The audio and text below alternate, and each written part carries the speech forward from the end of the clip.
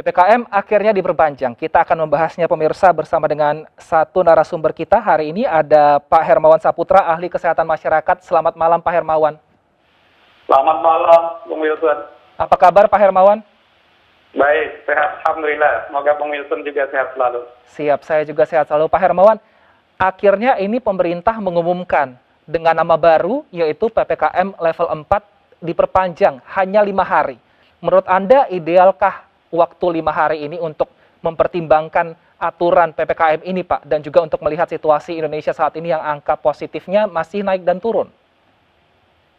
Ya, sebenarnya angka positivity rate kita stabil ya, 20% ya, Bung Wilson. Jadi memang kalaupun ada penurunan 4 hari terakhir ini lebih kepada spesimen yang memang juga turun atau rendah. Jadi kalau kita lihat angka positivity rate kita yang masih begitu tinggi, bahkan angka kematian harian kita itu kan lebih dari 1.000 ya per hari dalam beberapa hari terakhir, dan itu termasuk yang tertinggi di dunia. Jadi secara angka-angka epidemiologi kita tidak dalam keadaan baik-baik saja. Oleh karena itu memang sebenarnya pilihan pemerintah seharusnya memang memperpanjang PPKM darurat ini. Namun demikian ketika pemerintah memperpanjang dalam bentuk PPKM level 4 begitu, nah ini kelihatannya pemerintah hanya ingin mendapatkan relaksasi waktu atau memperpanjang waktu untuk betul-betul mengevaluasi sekaligus menyiapkan langkah-langkah berikutnya. Jadi kalau dalam 5 hari ke depan ini dengan angka positif aktif kita 550.000 lebih, rasa-rasanya sulit akan terjadi penurunan yang signifikan karena kasus suspek juga lebih dari 260.000, Bung Wilson. Baik, artinya waktu untuk 5 hari ini kurang ya Pak. Idealnya kira-kira harusnya berapa hari? Apakah perlu ditambah seperti PPKM darurat yang tanggal 3 sampai 20 diterapkan kisaran 2 minggu atau berapa hari Pak waktu yang dibutuhkan? Tadinya perkiraan kami pemerintah akan memperpanjang hingga akhir bulan Juli ya, hingga tanggal 30 Juli. Dengan demikian evaluasinya akan menyeluruh dan PPKM darurat betul-betul bisa dievaluasi 2 minggu hingga 3 minggu setelah implementasinya.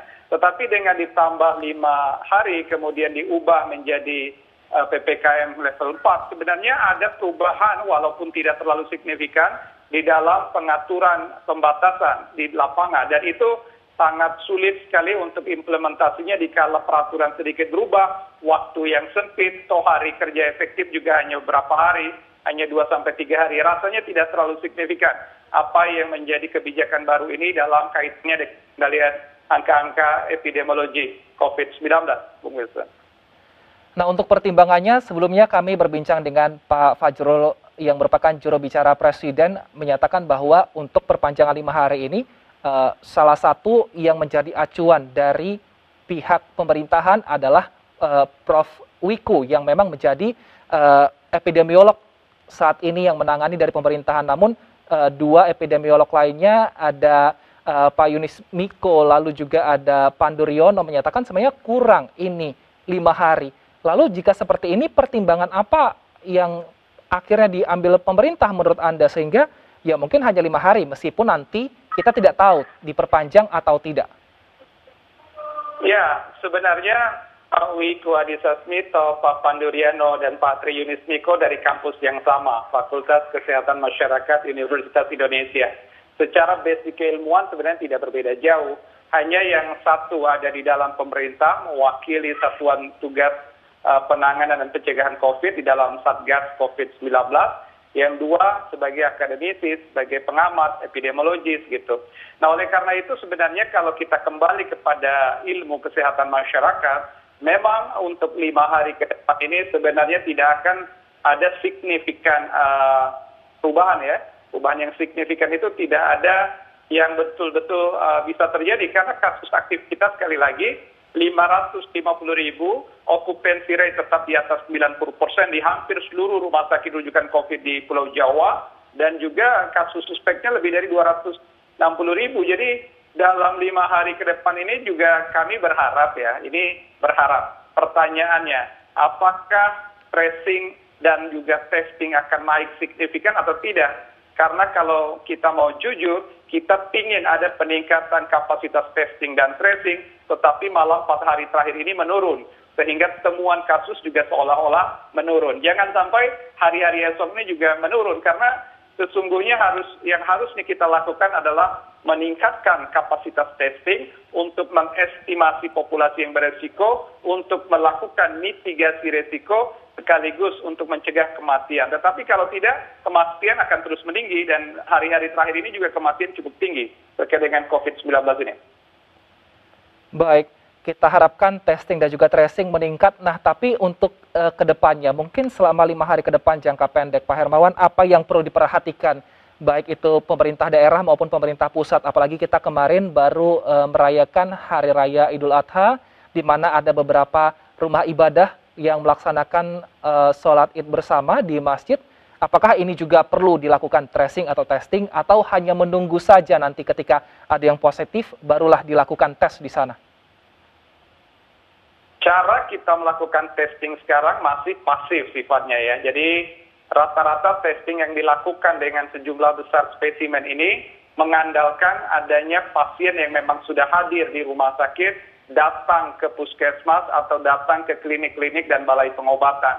Disitulah dilakukan testing, apakah itu dengan rapid swab antigen ataupun metode PCR. Namun demikian, yang paling diharapkan di dalam penanganan wabah, penyelidikan epidemiologi, yaitu active case finding namanya, upaya menemukan kasus secara cepat, secara masif ke dalam populasi-populasi yang beresiko. Jadi kalau ada klaster-klaster terkait dengan Idul Adha kemarin, di mana ada titik-titik yang melakukan misalnya sholat id secara ramai terbuka dan ditengarai tidak melakukan protokol kesehatan, seharusnya itu dilakukan penelusuran dan aktif, bila perlu dilakukan random testing untuk melihat apakah memang Idul Adha ini membawa dampak terhadap kenaikan kasus atau tidak.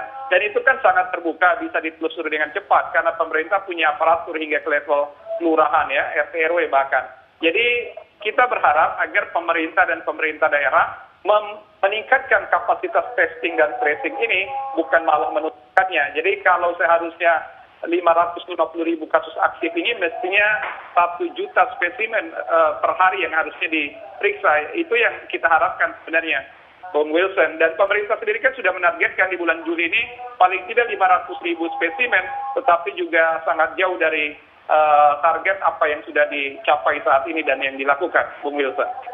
Baik, pemerintah mungkin sudah melakukan upaya untuk meningkatkan tracing dan juga testing meskipun belum secara aktif seperti itu ya Pak. Tapi kita lihat juga tadi tayangannya bahwa ternyata ketika ada rumah ibadah yang menyelenggarakan sholat id kemarin secara beramai-ramai, masih banyak warga ternyata yang tidak menggunakan masker. Apakah memang saat ini masyarakat sudah bosan memakai masker sehingga ya sudah menjalankan ibadah dengan tidak memakai masker di tempat umum, atau seperti apa Pak Hermawan?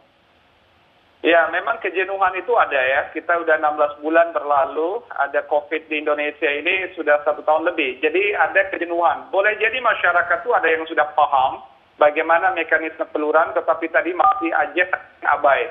Pengabaian ini biasanya karena 3 faktor. Pertama karena latar belakang ekonomi, latar pendidikan, dan sosial budaya. Nah ini memang karena heterogenitas warga negara kita sulit menstandarkannya dan mendisiplinkannya. Walaupun setiap kali kita menghimbau dan berharap terus mengkampanyekan, baik pemerintah, akademisi, peneliti, bahkan lokal influencer, kita berharap terus mengkampanyekan yang protokol 5M yang biasa kita lakukan, tetapi memang mengharapkan semuanya seragam itu sulit. Tetapi juga kita tidak boleh menyalahkan masyarakat tua ya, menyamaratakan tadi, bahwa ada peran masyarakat, ada juga peran pemerintah. Nah, 2 peran ini harus saling mengoptimalkan.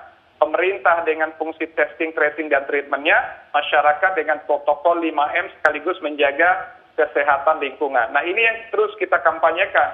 Tetapi sekali lagi, kebijakan pembatasan PPKM darurat atau PPKM level 4 yang diubah lagi namanya ini, sesungguhnya tidak untuk memutus mata rantai COVID, tetapi memang untuk melandaikan atau memberikan tekanan sementara terhadap kasus agar ada relaksasi kunjungan di rumah sakit. Tetapi kenyataannya sampai hari ini kami pantau di lapangan, rumah sakit juga masih pada full dan occupancy rate tetap dalam keadaan over capacity, Bung Wilson.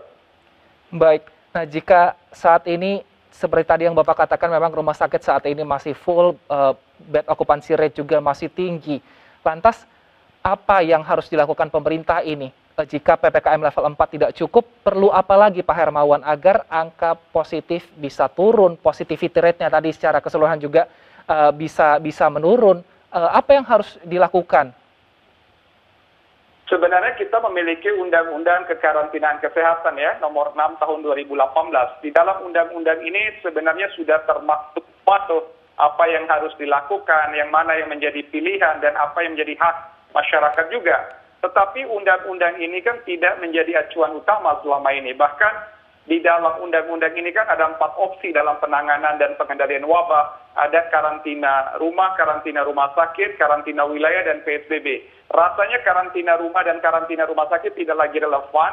Opsinya hanya ada 2, karantina wilayah ataukah kembali kepada PSBB. Tetapi kalau kita melihat setting situasinya, yang paling tepat sebenarnya itu opsi pemerintah adalah karantina wilayah atau lockdown regional, yang itu yang paling tepat. Nah, kalaupun ada kerugian ekonomi yang menjadi tanggung jawab dan harus dipenuhi berdasarkan undang-undang itu, ya wajar karena memang untuk melindungi hak hidup masyarakat. Tetapi hak akan tercipta apabila kita semua konsisten dan juga punya konsekuen dalam menjalankan kebijakan apabila dipilih sebagai pemutus mata rantai COVID.